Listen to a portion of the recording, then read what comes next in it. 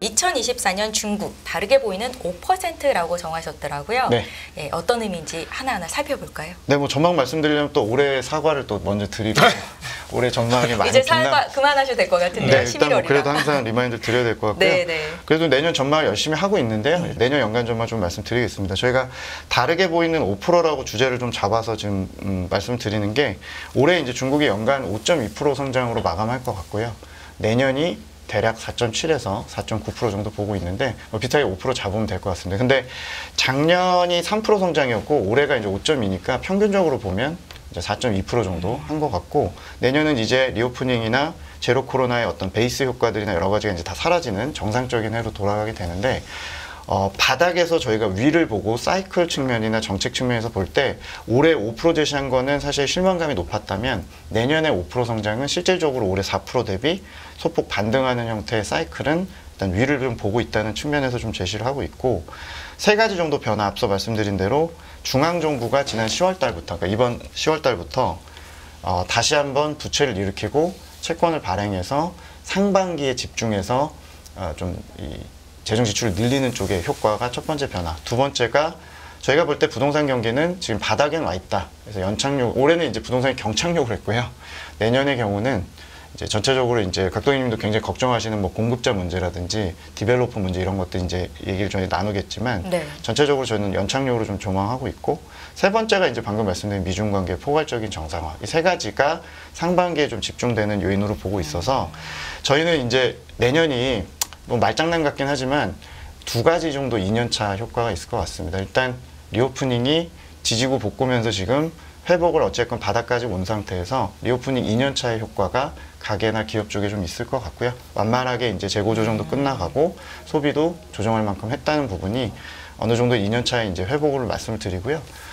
집권 2년차 얘기도 좀 드리고 싶습니다. 그러니까 중국이 한 기수가 5년인데 보통 이제 2년차의 패턴이 네. 기본적으로 경제 5개년 계획의 틀을 잡고 경제나 내수에 조금 더 집중하고 매년 2년차 때 재정 집행이나 명목 GDP가 좀 높았던 경향을 좀 갖고 있어서 아마도 이번 정상회담도 시 주석 입장에서는 여러 가지로 내년에 이제 골치 아픈 내부 문제에 좀 더 집중하기 위해서 부분도 있을 것이고 이번 1년차 때 중국의 정책이 되게 무기력하고 다들 실망을 많이 하셨는데요. 네. 좀 무기력한 것도 있고 무능한 것도 있을 수 있겠지만 적극성 측면에서 보면 올해는 인사나 안보나 대외관계나 집권 1년차 때 했던 것들이 좀 정리가 되고 내년에는 정책이 조금이라도 더 이제 실효성이 좀 높아지지 않겠나. 그래서 집권 2년차 효과까지 감안해서 내년까지 조금 중국의 펀더멘탈은 좀 만회할 수 있는 요인이 국내나 중국 관련주들이나 또 중국 증시에도 좀 있을 거라고 좀 전망을 드리고요. 저기 하나 여쭤볼 게 있는데 올해 그 돈 많이 풀었잖아요. 중국이. 네. 돈 많이 풀었는데 이 돈을 푸는 수준을 어느 정도 풀었다고 보실까요? 우리가 이제 가장 뭐 극명했던 것은 뭐 2008년도에 미친 듯이 4조 위안을 풀어서 거기서 이제 그 후유증이 지금 나타나고 있는 뭐 그런 상황이 그걸 수습하고 있는 건데 어떤 측면에서 보면 네. 그렇게 이제 너무 완화적인 태도를 취했던 거. 근데 그러다 보니까 조심스럽게 돈을 계속 여러 차례 풀던데 이 총 누적적으로 푼 게 어느 정도 수준이라고 봐야 할까요? 적게 풀었나 많이 풀었나 뭐 이런 게 좀 궁금하거든요. 사실 뭐 저희가 일반적으로 돈을 푼다고 할 때 중국에서 사회융자총액이라고 그래서 그렇죠. 이제 시장에서 크레딧 임펄스나 이런 이제 유동성 데이터로 많이 알려진 데이터 기준으로 보면은 뭐 증가율로 보자면은 올해 증가율 자체가 수요도 약하고 했기 때문에 공급 자체는 작년 대비 늘렸지만 실제로는 유동성의 회전이나 이런 것들은 생각보다 좀 미진했던 것들이 확인이 되고요. 증가율 자체가 뭐 10% 정도 이상을 유지는 했지만 실제로 효과 자체가 굉장히 미진했기 때문에 제가 총량을 뭐 GDP 대비 얼마다라고 측정해서 말씀드리기엔 지금 현재는 제가 생각이 안 나고 기본적으로 2020년에 그 저희 우한 사태 있고 처음 팬데믹 터졌을 때 풀었던 양의 절반도 안 된다고 생각을 합니다. 올해 중국 정부가 역량을 원래 집중했던 거는 통화정책 쪽에서는 금리를 좀 많이 낮추려고 노력을 했죠. 실제 융자 금리를 낮추려고 했는데 하나 말씀드리면 올해 중국의 근본적인 문제, 그러니까 가게도 소비할 생각이 없고 부동산 살 생각이 없고 기업들도 투자할 마음이 없었던 거는 기본적으로 이번 실적에 좀 잘 드러나는 게 상해 심천에 5,000개 상장 기업들 이번에 ROE를 보니까 3분기 기준으로 8.5까지 이제 떨어졌는데 이게 10개 분기 연속 빠졌거든요. ROE가 이렇게 빠졌다는 거는 지금 현재 금리 떨어진 속도보다 ROE 떨어진, 즉 수익성 떨어진 게 더 빠르다 보니까 예. 전반적으로 지금 낮은 금리 하에서도 투자할 마음이나 어떤 소비할 마음들이 낮았다는 걸 좀 잘 보여주죠. 그래서 네. 저는 이제 내년에 중국 정부 입장에서 결국에 또 돈을 쓴다면 통화 완화 정책을 하반기까지 계속 이렇게 가져갈 수는 없을 것 같고요. 효과를 좀 더 극대화하기 위해서 결국에는 가게나 기업이 여전히 미진하기 때문에 중앙정부가 그래서 또다시 재정정책을 쓰겠다라는 부분으로 지금 이해를 하고 있습니다. 제가 왜 이 질문을 드렸냐면 네. 일단 부동산에서 저는 이제 싱크홀이라고 표현합니다. 이제는 부동산에서 그 리먼 사태처럼 미국의 리먼 사태처럼 지금 중국의 부동산은 리먼을 아주 넓게 펼치는 거다. 시기열상으로 갑자기 미국은 갑자기 터져가지고 8년 완전히 모든 것들이 땅으로 꺼지는 사태가 벌어진 걸 이걸 한 3, 4, 5, 6년으로 쫙 펼쳐놓은 거나 마찬가지다. 지금 중국의 부동산은 네. 그런 생각이 들고요. 그러다 보니까 돈을 웬만히 풀어서는 거기에 함몰되고 끝나는데 여기에다 또 하나 중국의 외국인 투자가 계속 줄지 않습니까? 그게 이제 저는 그 금융만 좀 알아서 주나 했더니 그게 아니고 아예 애지당초 FDI 직접 투자가 줄었고 그다음에 이제 금융도 조금 줄고 있어서 그러니까 그 부분들을 정부가 완화 조치를 했음에도 불구하고 다 커버가 안 되는 상황 아닌가 그런 생각이 들어서 여쭤본 거죠. 네, 물론입니다. 올해 중국의 FDI가 역성장이 났고요. 네. 실질적으로 나간 돈보다 들어온 돈이 훨씬 적었고 네. 말씀하신 직접 투자도 줄었고 주식과 채권 쪽에 이런 포트폴리오성 투자도 순매도로 네. 일관이 됐는데 일단 저는 사실 이게 계속 추세일지는 내년까지 좀 봐야 된다고 보는 게 2020년, 21년엔 사실 굉장히 급증을 했었고 네. 22년은 뭐 집행을 하고 싶어도 제로 코로나로 못했는데 23년이 정상적인 해 첫 번째라고 가정하면 네네. 지금은 유출이 맞습니다. 그래서 그런 점이 분명히 알고 계신 대로 신뢰도가 낮고 중국 정부의 그런 불투명성이나 강압적인 통제나 네. 더 강화된 이런 것들에 대해서 외국인이 매력을 많이 못 느끼는 게 사실이고 그런 것들 때문에 지금 정상회담을 나가서 최대한 우리 네. 정상적으로 하고 있어라고 혹은 개선해 줄게라고 본인들식의 이제 어떤 액션들을 만만대로 하는 거니까 이런 것들은 저도 내년에 FDI가 갑자기 좋아지거나 외국인이 주식 쪽으로 갑자기 들어올 확률은 조금 여전히 높진 않다고 생각합니다. 네. 다만 악화되는 걸 좀 막는 쪽으로 좀 보고 있고요.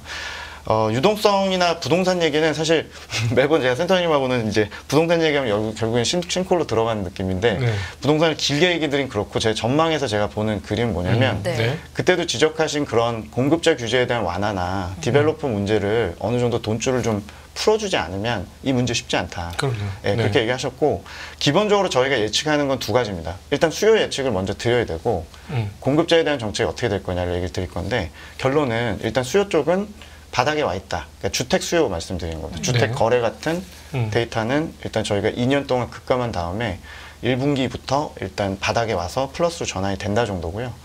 그거 가지고는 지금 현재 망하는 기업들 다 살릴 수 없죠. 그렇죠. 그리고 살리고자 하는 마음도 없고요. 네. 근데 공급자 정책은 저희는 1분기부터 알고 계신 그런 3레드라인, 그러니까 중국 쪽 그 디벨로퍼 쪽 이슈를 좀 잘 아시는 분들은 한 3, 4년 전부터 하고 있는 유동부채니 이런 비율 관리 같은 네. 것들을 하면서 문제가 생겼는데 공급자 정책을 좀 풀 것 같습니다. 완화할 거라고 저희 콜만이 아니라 이제 중국 현지 연구소나 이런 쪽에서도 일부 이제 의견들이 좀 나오고 있고요. 근거는 전체적으로 내년 하반기가 예. 이제 건설 절벽의 시작입니다. 믿기 어려우시겠죠. 지금보다 더 나쁘다고 생각할 수 있는데 사실은 올해하고 내년까지는 정부가 준공이나 완공을 지원하는 기성 쪽으로 정부가 지원을 할 거기 때문에 짓고 있던 건 끝까지 지어야 된다. 지어야 되니까 이게 지어지는데 앞단에 3, 4년 전에 있었던 신규 착공이 이제 급감하기 시작하는 거를 이제 3년 건공 이제 건기로 이렇게 봤을 때는 네. 내년 하반기부터 25년이 중국 건설 데이터가 급락을 하게 됩니다. 공급이 거의 없어진다. 뭐 이런 말씀이시죠? 심지어는 그래서 중국의 1, 2선 대도시는 심지어 이제 공급이 하반기부터 내년에 줄 거기 때문에 가격이 오히려 오를 거다라는 이제 콜도 나오고요. 중요한 건 당국자 입장에서 그걸 보는 게 아니라 네. 가격 안정이 아니고 건설 경기가 중요하니까 결국에는 매우 늦은 이제 시간이지만 저희도 입장에서는 사실 올해 상반기에 기대했던 정책들이 내년 1분기에 부분적으로 공급자 정책을 좀 푼다는 게 저희 두 번째입니다. 그래서 제가 이 얘기 그냥 연결해서 드리면 네. 초록색 선은 앞으로 벌어질 건설의 경로를 보여드리는 데이터입니다. 즉 신규 착공이란 데이터가 선행성이 있기 때문에 33개월 정도 저희가 앞으로 민 거고요. 지금 이제 건설 데이터 현재 준공하고 따라가는 현재 데이터는 회색선 현재 데이터입니다.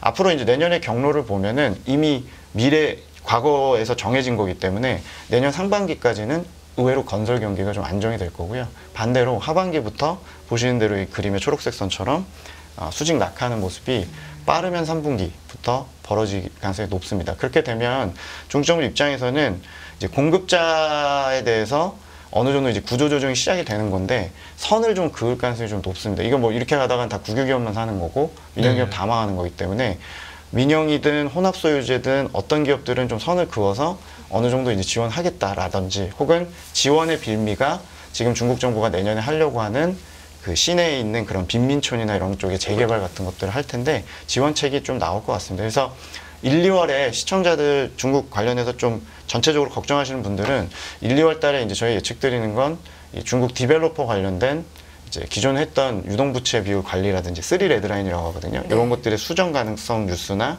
혹은 대출 집중도 관리나 이런 것들 지금 하고 있는 것들을 좀 푼다는 뉴스가 나오는지를 좀 보시면 전체적으로 일단 시장이 좀 먼저 반영할 가능성이 좀 있다고 보고요. 전체적인 부동산 경기는 거래는 내년에 이제 보합 쪽으로 이제 플러스 정도 전환하는 연착륙이고 가격은 하반기부터 오히려 대도시는 조금씩 안정이나 오르는 쪽으로 보고 있고 건설 경기는 상고하저로 저희가 예측을 드리고 있습니다. 그 뭐 뒤에 우리 김경환 우리 파트장님 뒤에가 이제 중국 배경이지 않습니까?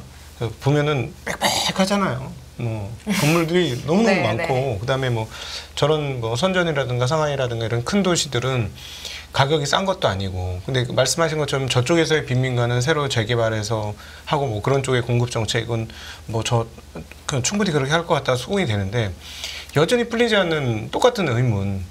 그 지방 정부나 이럴 때 빈 집이 너무너무 많잖아요. 네네네. 저는 그 얘기 듣고 경악을 금치 못했어요. 아니, 네네. 난 믿을 수가 없다. 네. 내가 내 눈으로 직접 보기 전에 못 믿겠다. 지금 이런 정도로 제가 빈집이 많다는 얘기를 들었는데. 네네네. 그러면 그거는 말씀하신 대로 대도시는 좀 가능하겠지만 지방 3선, 4선은 공급 정책을 푼다고 될 문제는 아니지 않을까? 오히려 제가 왜 이런 얘기를 자꾸 물고 늘어지냐면 올해도 막 죄송하다는 말씀드리는 게 사실은 뭐 우리 파트장님이 죄송할 건 아니고 중국 정부가 충분히 돈을 안 푼 거죠. 이 경기 하강만큼. 그런데 내년에도 과연 충분히 돈을 풀까 하는 의문이 있는 거예요. 그러니까 그게 이제 건설의 문제일 수도 있지만 다른 쪽의 문제도. 그러니까 앞서 M2 증가 말씀하셨지만 10%대 정도 수준이더라고요. 근데 작년만 해도 12, 14%씩 M2가 증가했는데 10% 증가하는 거 보니까 별로 진짜 대수만간 안 하고 균형 있게 가겠다라는 생각을 정부가 하는 것 같은데 지금 그 단계는 아니지 않느냐. 그러니까 정부가 뭔가 잘못 생각하고 있지 않느냐. 중국 정부가. 그런 생각이 많이 들어서 말씀을 드리는 겁니다. 근데 M2 통화량 이런 것들은 사실은 복합적으로 수요라든지 회전이라든지 이런 것들이 더 중요하기 때문에 그냥 명목 GDP 떨어지는 만큼 네. 이제 반영했다고 보시면 돼요. 중국 정부가 어차피 명목 GDP보다 높게는 유지를 안 하겠다고 했기 때문에 네. 사실은 그냥 경기가 전반적으로 같이 악순환으로 갔던 것들이 반영이 된 거라고 보시면 될 것 같고요. 여기서 갑자기 중국이 M2 통화량 뭐 20%대까지 물론 끌어올릴 수 있겠죠. 근데 기본적으로 그러기도 쉽지 않을 뿐더러 네. 뭐 그런 거는 이미 각오하지 않고 있는 상황이니까 자원의 효율적인 배분 자체를 좀 유도하겠다는 게 중요한 것 같아요. 아까 그렇죠. 부동산으로 돈이 충분하게 안 빠진다는 걸 걱정하신다는 건지 아니면 앞단에 싱크홀 얘기하실 때 부동산이 돈이 오히려 더 밑빠진 독처럼 같다는 걸 걱정하신 건 제가 좀 헷갈리는데 밑빠진 독 같다는 겁니다. 같다는 거요? 예. 근데 사실 저는 공식적인 데이터로는 부동산에 돈이 안 갔습니다. 네, 그렇죠. 네, 아니, 부동산은 돈이 못 네, 갔고요. 당연히. 주택담보대출은 오히려 중국 그 가게가 갚기로 했고 소리를 줄여서까지 돈을 갚았기 때문에 올해 여러 가지 문제가 복합적인데 중국 정부가 해결 방법은 알고 있는데 적극적이지 않았던 것도 당연히 문제고요. 근데 모르진 않고 있다는 생각을 좀 갖고 있고 최근에 이제 하고 있는 것 중에 주택담보대출을 자꾸 갚는 이유를 해결하기 위해서 그 가산금리도 인하하는 조치를 지금 하고 있고 전반적으로 보면 올해 가계랑 맞물려서 가계가 지금 어떻게 보면 삐졌다. 가계가 정말 마음을 바꾼 거기 때문에 내년까지 이런 보완 조치들이 좀 동시다발로 이루어진다는 게 이제 중국 정부의 생각이고요. 저는 어차피 지금 인민은행이 여기서 지준율을 뭐 빵빵 내리고 금리를 더 인하하는데 별 큰 의미는 없다고 보고 실질적으로 이 회전율을 높이는 방법 쪽에 이제 행정적인 조치들을 그렇죠. 하고 있는 게 첫 번째고 두 번째는 이 장표 잠깐 띄워주시면 정부 채권 발행이 최근에 늘기 시작을 했습니다. 아마 앞으로 11월, 12월, 1월까지 3개월 동안 중국은 정말 이런 말 하면 좀 그렇지만 미친 듯이 채권을 찍기 시작할 겁니다. 뭐 이것도 채권 찍기 시작하면은 뭐 미국이랑 비교하면서 또 뭐 걱정된다고 하실 텐데 중앙정부는 일단 중국은 문제 없고요. 올해 3분기까지 관망했습니다. 중국 그 정부 입장에서는 올해 중국에서 지금 보시는 이 유동성 데이터 중에 사용자 총액 증가율을 정부 채권 발행 추이하고 정부 채권을 제외한 민간 부분 보여드리는 게 이 까만색과 초록색 선인데, 최근에 들어서 이제 좀 고개를 든 거지, 실제로 올해 3분기까지 중앙정부는 작년 재작년에 본인들이 방역하고 뭐 했기 때문에 실제 본인들은 인민의 안전을 위해서 돈을 썼다고 생각했기 때문에 올해 3분기까지 무리하지 않았죠. 네. 근데 10월 달에 무슨 일이 있었냐면 연중에 되게 이례적인 추경을 해서 특별국채 발행 1조를 결정을 했습니다. 네, 지방정부 네. 발행이었죠? 네네. 이게 시장에 지금 묻혀서 별로 이렇게 큰일 같지 않지만 사실은 추경을 하는 게 역대 4번밖에 없는데 연중 추경이죠. 3월 전인대가 아니고 10월 달에 하는 경우가 97, 98, 2008년, 2020년. 큰 다 위기 있을 때죠. 때. 예. 근데 왜 위기로 지금 얘네들 느끼냐면 기본적으로 중앙정부가 일단 나설 때가 됐다고 생각한 것 같고, 재정정책을 지금 안 쓰면 통화정책 어차피 효과가 좀 반감이 됐기 때문에 재정을 좀 더 풀겠다는 의지로 보시면 될 것 같고요. 이게 저는 내년 하반기에 있을 민간 단의 건설 경기 급락에 대해서 네. 이미 사전에 어느 정도는 완충으로 들어가는 걸로 생각합니다. 이게 결국에 뭘 바꿀 수 있냐면, 민간이 움직이는 데 있어서 저는 민간이 이제 어느 정도씩은 조금씩 움직이기 시작했다고 생각을 하는데, 여전히 관망이 많기 때문에 한 번 더 뭐 돈을 일으킬 수 있는 거는 네. 결국에는 중앙정부밖에 없다는 거죠. 네네. 네, 그렇게 보시면 앞으로 1, 2월에 나오는 중국의 인프라 투자 대단히 이제 높게 나올 것 같고, 실제 올해 없었던 전반적인 중국의 정부 지출이나 이런 것들이 상반기에는 경기 회복에 도움이 될 것 같습니다. 그러니까 그 지금 말씀하신 거는 중앙 정부는 여력이 있다. 제 얘기는 여력이 있으면서도 왜 안 했냐. 그 왜 부동산에 빠지는 거 메꾸려면 돈을 빵빵 찍어내도 그 성에 안 차는데, 개인들한테 돈이 막 돌아가야 집값 빠진 거에 대한 맞습니다.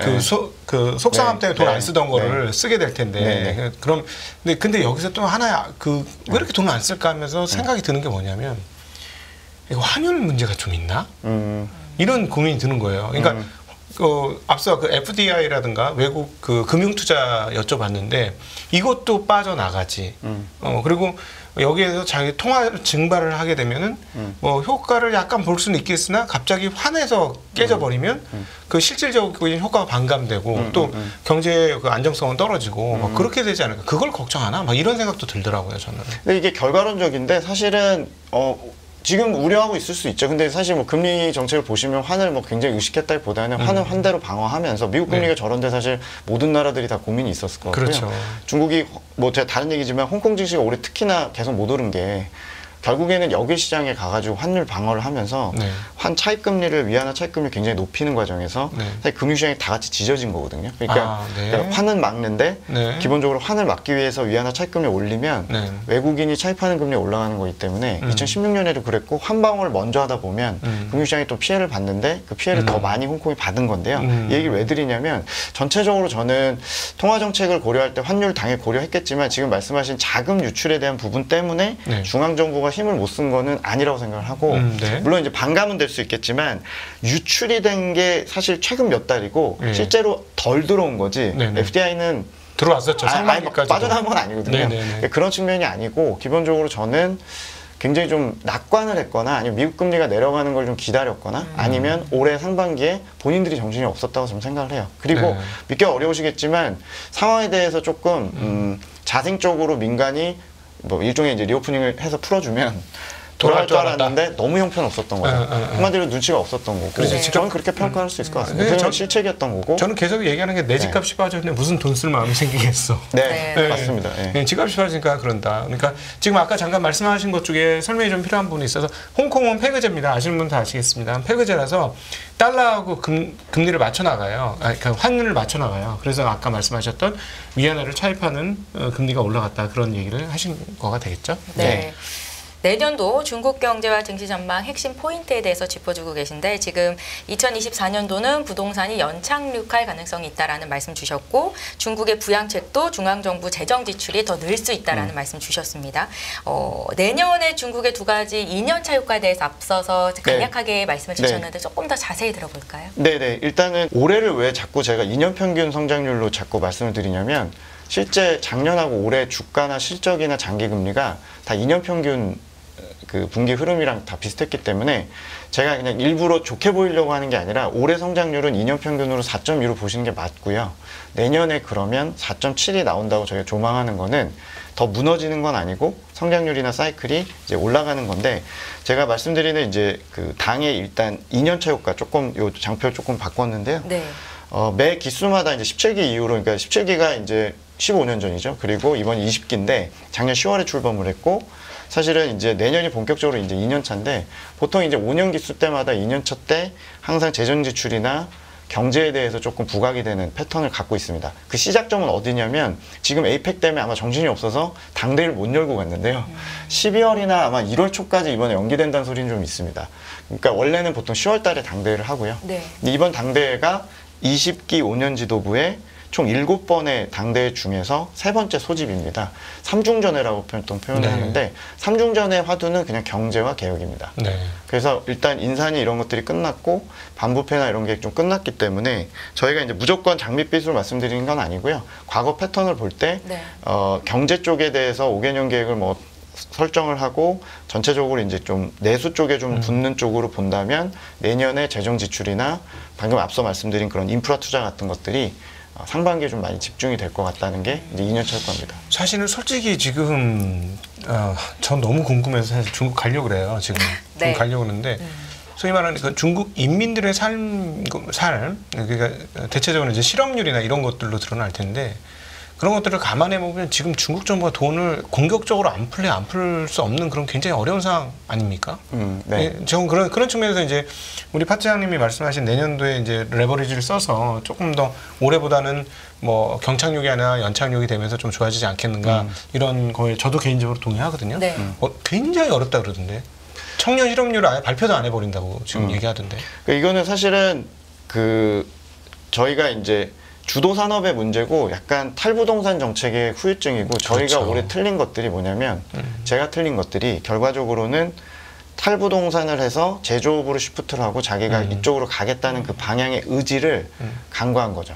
말하자면 지금 사실 총량으로 푸는 양은 저는 어느 정도 충분하다고 생각을 해요. 네. 근데 지금 경직된 가게나 기업의 분위기나 말씀하신 역자산 효과가 발생하는 가게 입장에서 뭐 플렉스하고 싶은 마음은커녕 소비를 안 하고 싶었던 이유라든지, ROE가 떨어지고 이런 상황에서 기업들은 투자할 마음이 없다라든지, 국유기업만 좀 움직이고 소수 신재생, 전기차, 배터리 이런 산업들만 막 정말 미친 듯이 이쪽으로 쏠리고 이러는 것들이 배분이 잘 안 됐다고 생각을 합니다. 저도 10년 살았지만 중국이 뭐 이렇게 대국이다 보니까 전체적으로 섬세하거나 이걸 시프트하는 과정에서 한번 방향을 잡으면 관성은 좋은데, 관성을 틀고 좀 여유 있게 어렵던 산업들을 다시 끌어올리고 이러는 것들이 좀 쉽지 않은 경향은 있는데, 저희가 리오프닝과 함께 제가 설레발친 거는 그것들이 빨리 만회가 될 거라고 생각했던 거죠. 단적으로 제가 장표 하나 조금 보여드리면, 네. 오늘은 제가 대출을 산업별로 갖고 오는 걸 맨날 갖고 오는 거 안 갖고 왔는데, 보시는 중국의 지금 주도 산업을 잘 보여주는 그림인데요. 네. 위는 전기차 포함한 승용차 판매량 월별로 보여드리는 거고, 네. 연도별로 9월까지 데이터입니다. 그리고 중국의 100대 디벨로퍼, 여기 헝다니, 벽견 다 들어가 있는데요. 매출이 이제 형편없이 월별로 10월 달도 상당히 이제 빠져 있는 걸 보실 수가 있는데, 전기차 포함한 중국의 월별 자동차 판매는 사상 최고치를 경신을 하고 있고, 세계 최대 자동차 시장입니다. 수출, 최대, 원래 최대였고, 네. 수출량이 올해 1위를 하고 있죠. 뭐 유럽에 100만 대도 넘게 막 전기차 팔고 그러던데요.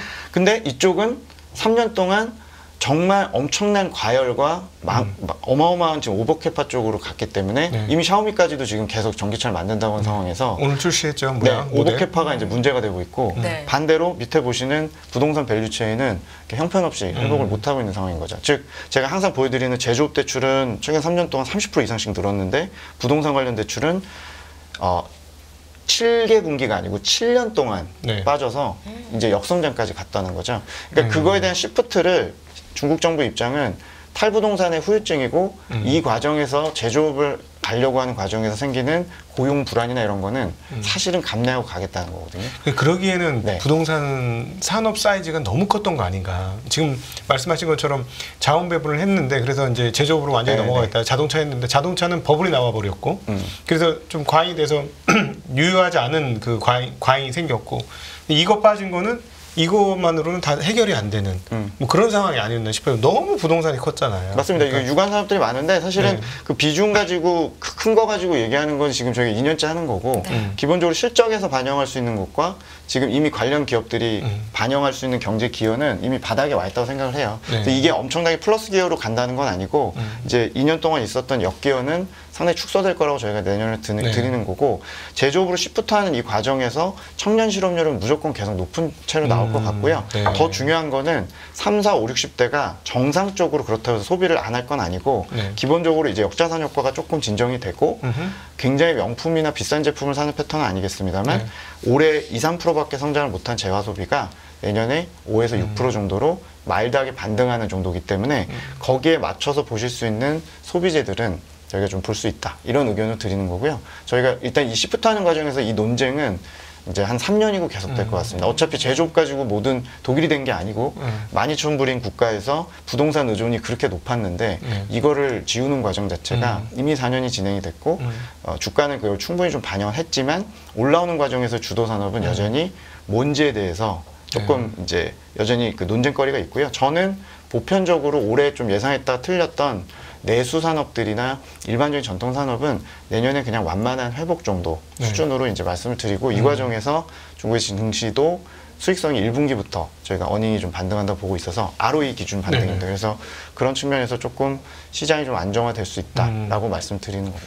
올해보다는 좋을 것 같지만 역시나 느리게 회복되지 않을까 하는 생각이 드는 게 이번에 광군제 11월 11일 날 있었던 네. 그 광군제에서 성장률 2%가 나왔는데 이게 지금 내용을 보니까 전부 떨이 상품만 샀다는 거잖아요. 이거는 얼마나 그 인민들이 지금 삶이 좀 팍팍해져 있나 이런 게 느껴지는 거라서 이게 단박에 내년에 돌까? 시간이 굉장히 그리고 제가 보기에는 죽었다 깨어나도 제가 여지껏 이 한계에 있어서 중국 정부가 부동산 저는 안 풀어줄 것 같습니다. 지금 하는 거 봐가지고는. 그렇기 때문에 그럼 그거 안 풀고 회복을 시키려고 하면 정말 돈을 갖다 쏟아붓지 않는 한 서서히 좋아지거나 아니면 계속 느낌상으로 바닥을 L자처럼 쫙 긁으면서 가다가 나중에 뒤늦게 올라오지 않을까 싶은데 어떻게 생각하세요? 일단 뭐 저는 생각 앞서 말씀드렸고요. 네. 저랑 이제 센터님은 생각이 조금 차이가 있기 때문에 뭐 그거는 뭐 일단 좀 차이가 있다고 보고요. 네, 그럼 이번에 이제 광군제 얘기를 하셨죠. 일단 지금 중국 소비의 문제는 전체적으로 증가율 자체는 이제 조금씩 올라오지만 Q는 나오는데 P가 안 나오죠. 그러니까 뭐 항상 저희 만났을 때만 말씀드린 그런 알리익스프레스 같은 제품이 공산품이 싼 것들이 쏟아져 오는 이유는 중국 내 공급 과잉이 많고 수요가 약하기보다는 저는 일단 제품들이 너무 많은 문제가 있었다고 보고요.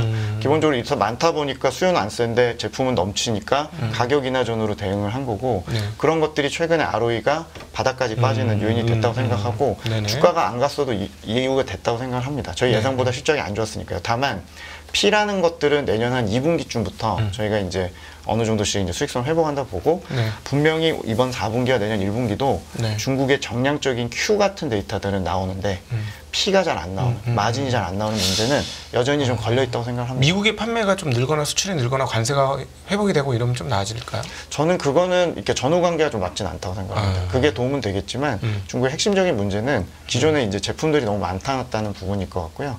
사실 이제 오늘 시간이 안 되겠지만 기본적으로 우리나라 쪽에서 내년에 좀 긴장해야 될 부분이 전방위적인 그 저가 공세가 구조적일 수 있다는 거죠.